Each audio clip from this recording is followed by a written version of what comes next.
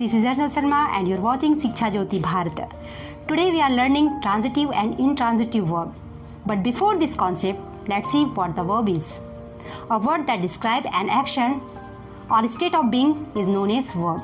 हिंदी में जब किसी वाक्य में हमें कर्ता द्वारा किसी कार्य के होने या कर्ता द्वारा किसी कार्य के करने का पता चले, वहाँ क्रिया अर्थात वर्ब होती है. Let's see how we can identify the verb in any sentence through an example. So my example is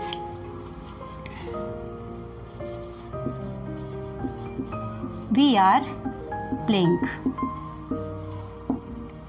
किसी वाक्य में कौन सा शब्द क्रिया है, कौन सी क्रिया है, ये आइडेंटिफाई, ये कैसे पहचान कर सकते हैं हम. चलिए उदाहरण द्वारा समझते हैं. यहाँ मैंने लिखा है वी आर प्लेइंग, हम खेल रहे हैं. If I ask you what are we doing, हम क्या कर रहे हैं, then your answer will be you are playing, तुम खेल रहे हो. So playing is a action here which is performed by we. This word playing is also tells us about that action which is performed by the subject. It means playing is a verb here. Okay guys, let's look into the main topic of today, transitive and intransitive verb. Transitive verb जिसे हम हिंदी में सकर्मक क्रिया कहते हैं, जिसे जो सकर्मक कर्म के साथ होता है.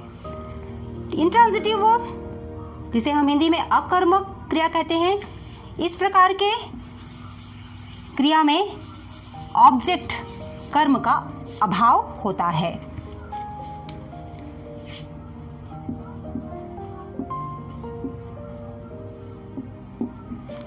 सकर्मक एंड अकर्मक. Let's start with transitive verb. What is transitive verb? Transitive verb are the action that have a direct object to receive that action. एक बार और दोहरा रही हूँ.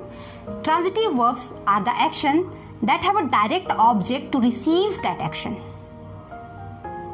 जहाँ पर कर्ता द्वारा किए गए कार्य का प्रभाव या उसका फल कर्म पर पड़ता है, वहाँ ट्रांजिटिव वर्ब जिसे हम सकर्मक क्रिया कहते हैं होता है. Let's look into the sentence example to make things clear. Ram loves the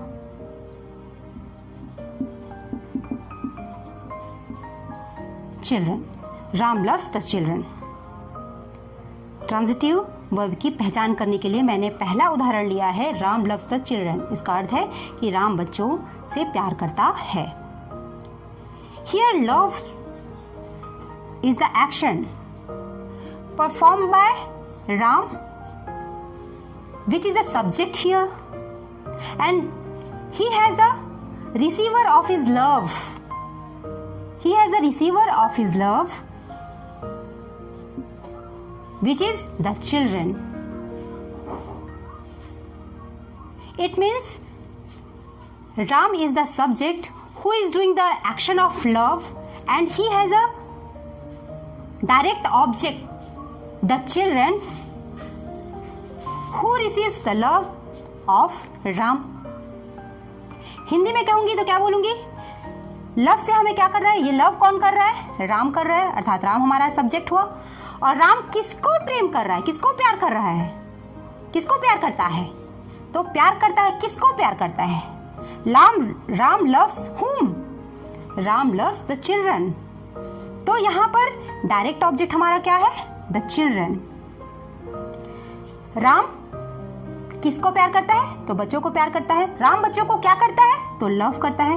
तो जो यहाँ पर लव का जो वर्ब का जो एक्शन है वो किसकी ओर ट्रांसफर हो रहा है, बच्चों की ओर. इसलिए यहाँ पर लव जो है वो ट्रांजिटिव वर्ब होगा. Let's see one more example having transitive verb. My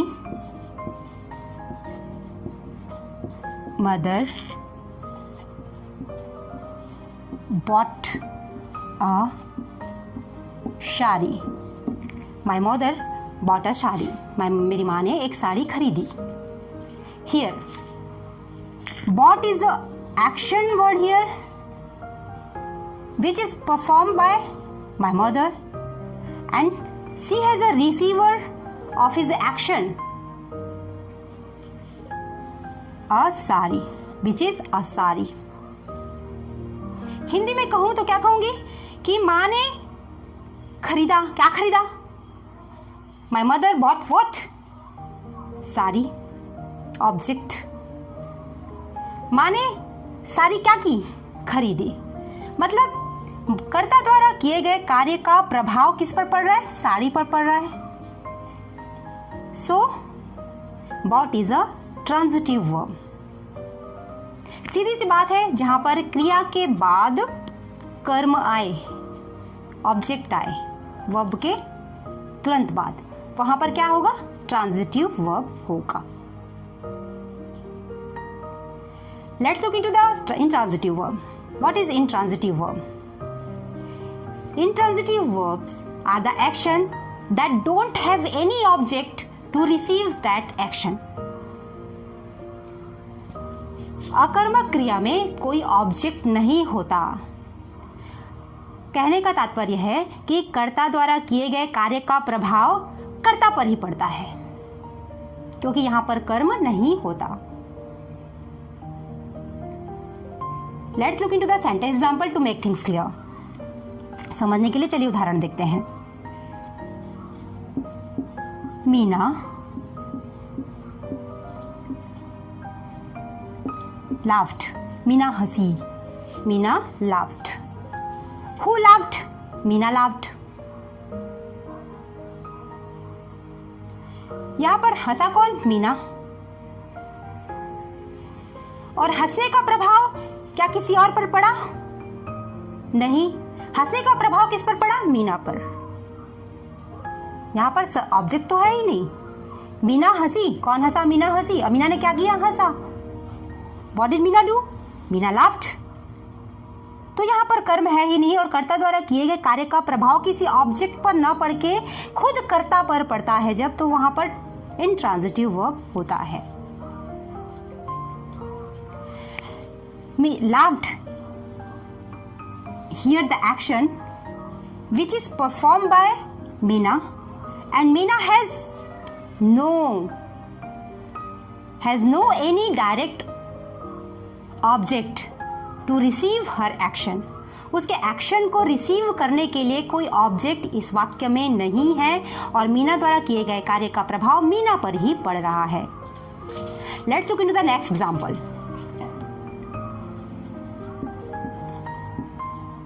Gita is sleeping.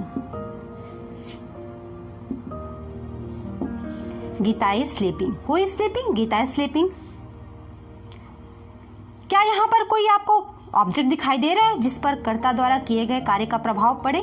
No, as there is no object linked with Gita. As there is no object here after verb. Verb के बाद कोई object ही नहीं है। जिस तरह हमने transitive verb में देखा था कि हमको क्या मिल रहा था? वर्ब के बाद एक ऑब्जेक्ट मिल रहा था, लेकिन इंट्रांजिटिव वर्ब में हमको वर्ब के बाद कोई ऑब्जेक्ट दिखाई नहीं दिया जो कर्ता द्वारा किसी कार्य का जो प्रभाव है उसको रिसीव करे। इसलिए ये क्या होगा? यहाँ पर स्लीपिंग इज इंट्रांजिटिव वर्ब, अकर्मक क्रिया है। सीधी सी बात है कि it's a action verb with a direct object. जहां पर वर्ब के साथ ऑब्जेक्ट आएगा वो ट्रांजिटिव वर्ब होगा, मतलब सकर्मक क्रिया। और जहां पर it's a action verb without direct object, जहां पर वर्ब के साथ कोई ऑब्जेक्ट नहीं आएगा, वहां पर क्या होगा? Intransitive verb.